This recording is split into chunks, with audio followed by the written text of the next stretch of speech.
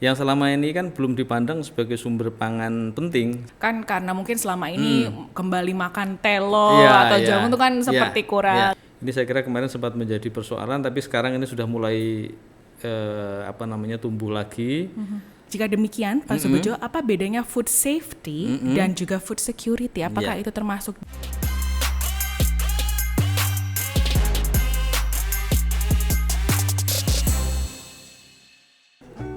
Halo, selamat datang di One Health Podcast, persembahan dari One Health Center of Excellence Universitas Gadjah Mada, gugus tugas One Health Collaborating Center. Dan kembali lagi bersama saya Rima. Di kesempatan kali ini kita akan membicarakan sesuatu yang menarik, yang berbeda dari biasanya, karena kita akan membicarakan soal pangan dengan tema One Health Through Sustainable Food Systems. Dan sudah hadir bersama kita di sini Bapak Subedjo Sarjana Pertanian, Master of Science, Doctor of Philosophy.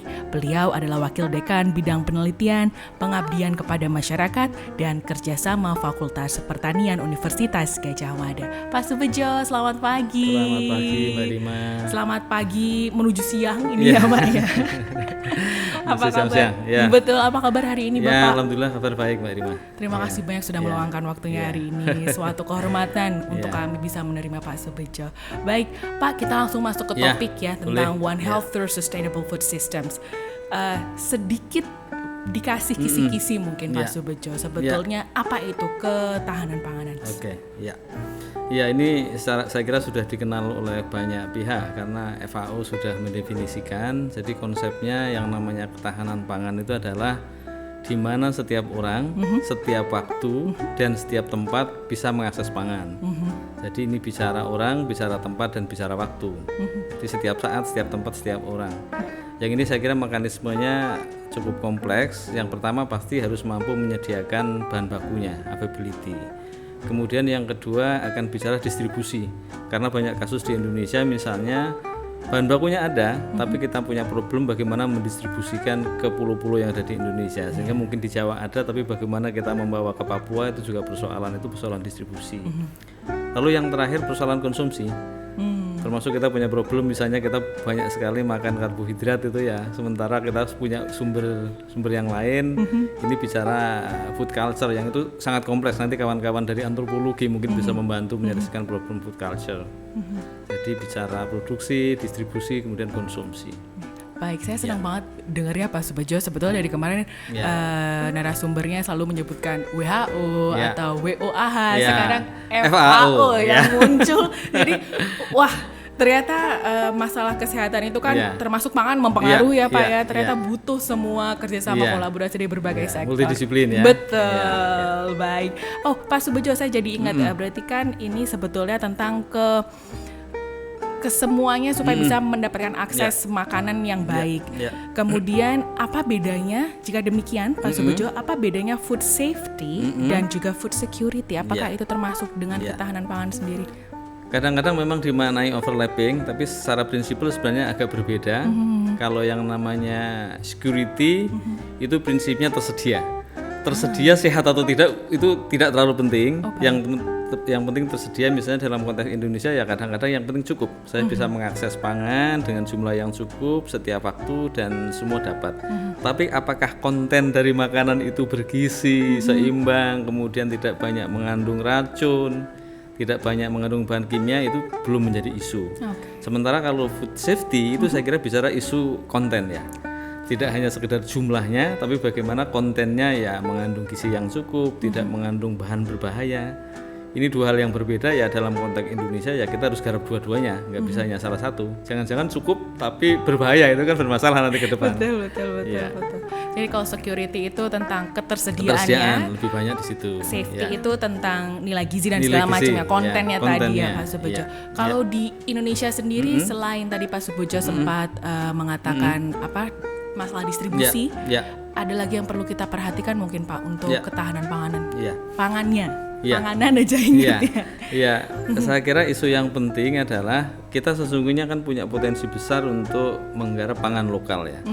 Jadi kalau selama ini karbohidrat selalu bertumpu ke beras, bahkan mungkin kita menjadi salah satu konsumen per kapita ya, beras terbesar di dunia dengan 114, 100 20 laporannya macam-macam, tapi saya kira masih di atas 100 kg per orang per tahun. Padahal sesungguhnya kita punya bahan makanan yang sangat banyak.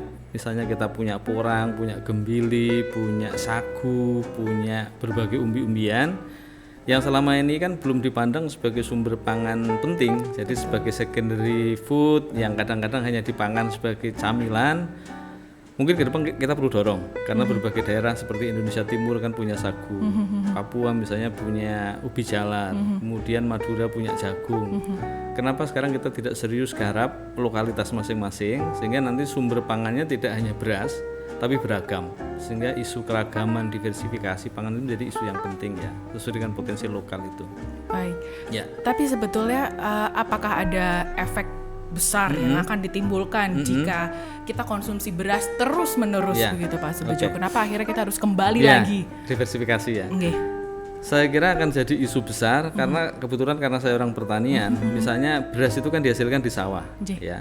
Dan sawah kita puncaknya itu pernah sampai 11 juta hektar, tapi dalam 10 tahun terakhir itu tidak pernah lebih dari 8 juta hektar karena sawah-sawah kita beralih fungsi jadi kos-kosan, jadi pabrik, jadi warung, jadi industri.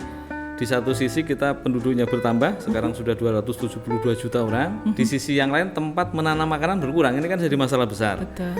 Padahal kita punya lahan kering. Itu yang saya sebutkan tadi semuanya kan di lahan kering. Jadi kita mungkin tidak bisa sepenuhnya lagi mengandalkan sawah yang jumlahnya menyusut. Tapi bagaimana kita mengandalkan mungkin 20 juta hektar lahan kering harus kita pakai untuk sumber pangan baru. Itu saya kira ke depan. Kalau kita hanya mengandalkan padi, saya kira resikonya sangat berat. Iya. Masih terlalu apa ya Pak, akhirnya terlalu sempit akhirnya ini lama-lama nggak bisa lagi kita. Sementara orang yang makan tambah banyak. Itu dia. Baik. Berarti sebetulnya ternyata tidak, maksudnya kan karena mungkin selama ini kembali makan telo atau jagung itu kan seperti kurang, tapi justru itu membantu mendorong produksi lokal sehingga pada akhirnya tercapai. Iya, isunya nanti di processing Mbak Rima. Saya juga membayangkan kalau meminta orang memakan telo sepiring mungkin nggak mau. Tapi bagaimana telo diproses sedemikian rupa menjadi rice analog misalnya dengan tampilan persis seperti beras tapi bukan beras padi, itu mungkin menjadi menarik. Masaknya persis dengan cara masak padi. Bagaimana membuat rice analog dari sagu misalnya. Jadi sekarang isunya adalah isu tentang rekayasa produk. Bagaimana nanti industri processing itu harus kita dorong.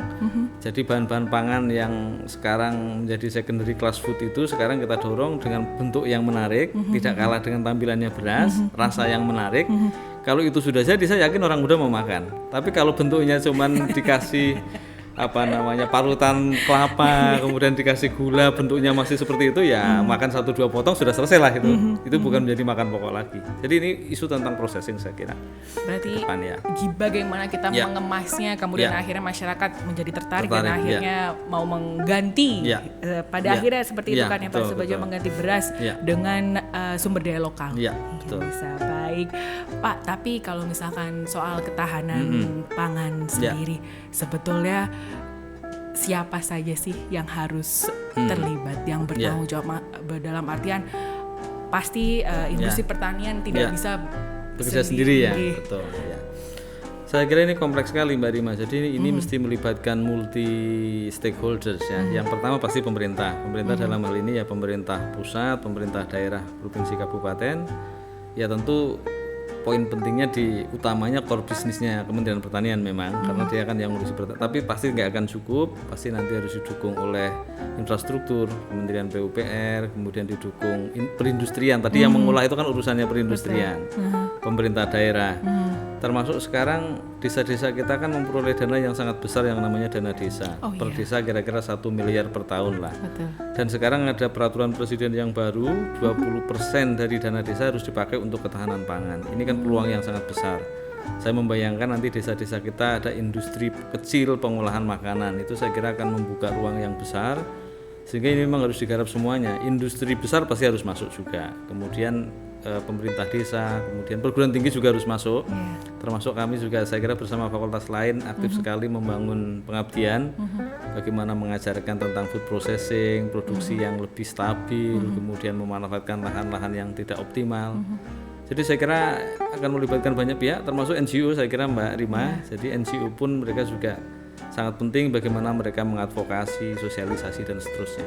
Media juga sangat penting. Harus dibantu media bagaimana mengkampanyekan ini. Betul. Iya. Mungkin nanti karena zaman sekarang tuh saya ingatnya kalau media terus langsung influencer Ya, gitu ya. Pak, itu. ya. Itu mungkin salah Yang satunya akhirnya juga mempromosikan dibutuhkan. kalau Iya, betul. ternyata pangan lokal itu Bergizi, berkualitas, betul. kemudian ya tersedia di mana-mana Betul. misalnya. Iya. Sangat menyenangkan kalau misalkan besok lihat pak-pak beras itu macam-macam Iya. sumber karbohidrat ya. Iya. Baik, Pak. Tapi kita tadi sudah berbicara soal ketahanan pangan yang baik dan segala macamnya. Iya.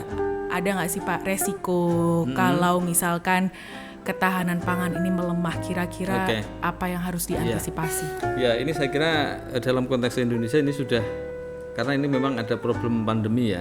Jadi misalnya laporannya internasional, satu lembaga yang menyebut International Food Security Index itu melaporkan posisi kita 3 tahun yang lalu itu di ranking 65 dunia.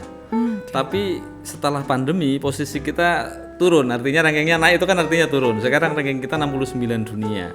Ini saya kira menjadi persoalan karena memang ketika pandemi itu kan jadi hambatan-hambatan. Orang tidak bisa bekerja bersama-sama di pertanian. Padahal pertanian itu ya aktivitasnya mesti bersama-sama, mengolah lahan dan lain sebagainya. Yang kedua distribusi logistik, pelabuhan-pelabuhan tutup dan lain sebagainya. Ini saya kira kemarin sempat menjadi persoalan, tapi sekarang ini sudah mulai tumbuh lagi.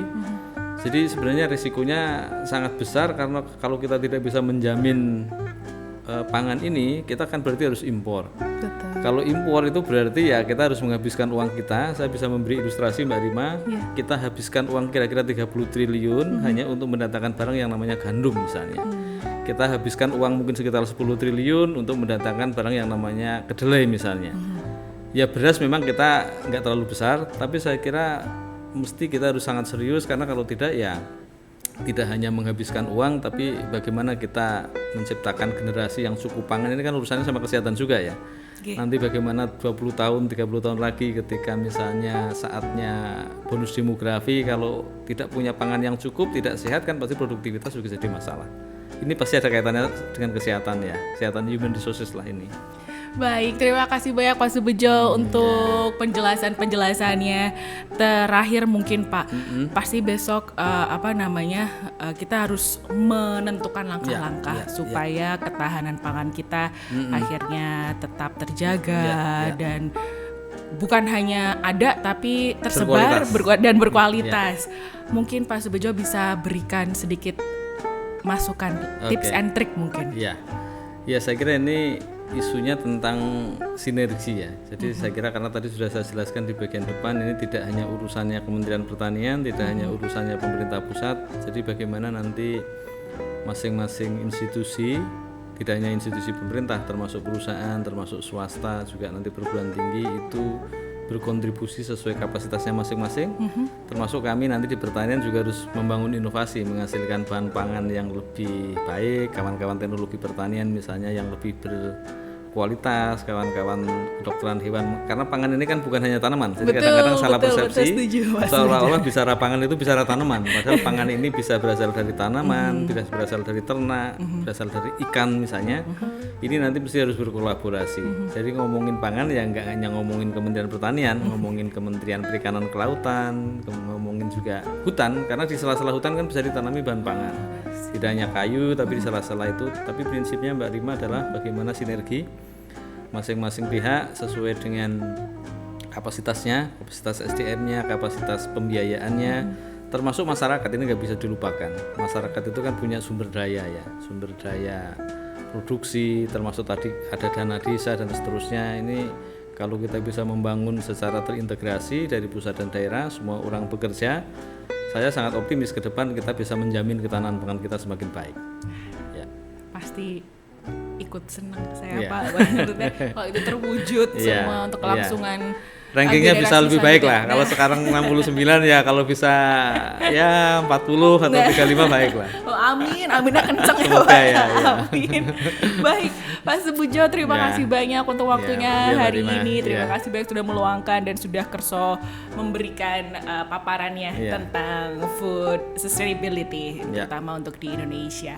Baik, terima kasih juga untuk Anda yang sudah mendengarkan podcast One Health, persembahan dari One Health Center of Excellence Universitas Gadjah Mada yang diasuh oleh gugus tugas One Health Collaborating Center. Saya Rima pamit undur diri. Jangan lupa untuk sampaikan pertanyaan Anda selanjutnya ke alamat email kami di one-health.ugm.ac.id. Sekali lagi di one-health@ugm.ac.id, atau bisa juga melalui laman LinkedIn kami di One Health Center of Excellence. Saya Rima pamit undur diri. Terima kasih. Wassalamualaikum warahmatullahi wabarakatuh. Sampai jumpa.